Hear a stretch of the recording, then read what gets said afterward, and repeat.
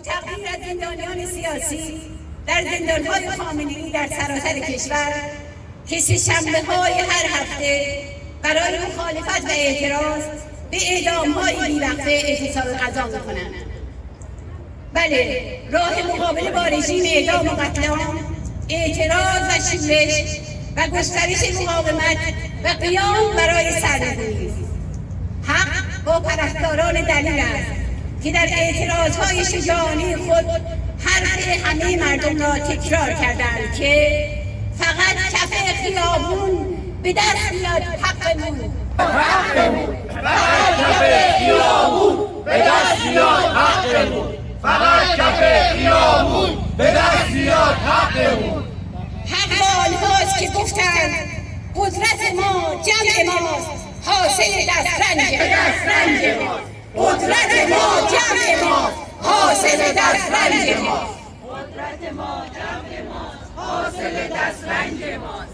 حق با بازنشستگان کرمانشاه است که بر سر رژیم فریاد می‌زنند. ما شرکت کنندگان در سلسله تظاهرات جهانی در سالگرد قیام 1401 با تعظیم در برابر 120,000 شهید انقلاب نوین مردم ایران برای سرنگونی این رژیم جنایتکار با 750 شهید سرافراز قیام 1401 تجدید عهد کرده و بر موارد زیر پافشاری می‌کنیم. 1. قیام 401 به رغم سرکوب وحشیانه همچنان در خروش و خشم مردم ایران زنده است و بدون تردید قیام آنها در ابعادی گسترده‌تر و عمیق‌تر شعله‌ور می‌شود و دوشادوش کانون‌های شورشی بساط ننگین ولایت فقیه را سرنگون خواهد کرد. کانون‌های شورشی حمایتت می‌کنیم. کانون‌های شورشی حمایتت می‌کنیم. کانون‌های شورشی حمایتت می‌کنیم. کانون‌های شورشی حمایتت می‌کنیم. ما حمایت همه جانبه خود را از کانون‌های شورشی قهرمان که با شجاعت شعله قیام و مقاومت را فروزان نگه داشتند اعلام می‌داریم. 3. رزم‌آوران آزادی و مجاهدان سرفراز در اشرف 3 کشف و چراغ ملت ایران و الهام بخش آزادی هستند.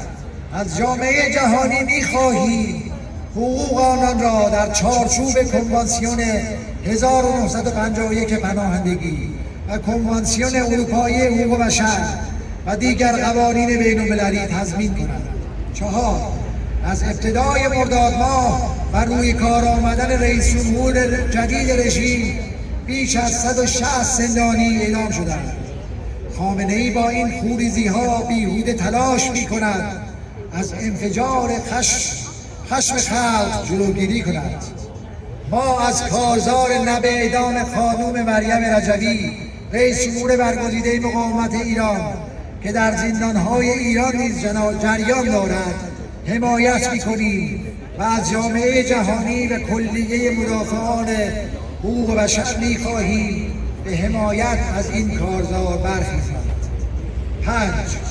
گزارش جنایت‌های سبعانه رژیم توسط پروفسور جاوید رحمان، گزارشگر ویژه حقوق بشر در ایران، که اعدام‌های دهه 60 و به ویژه قتل عام 67 را که اکثریت قاطع آن را مجاهدین تشکیل می‌دادند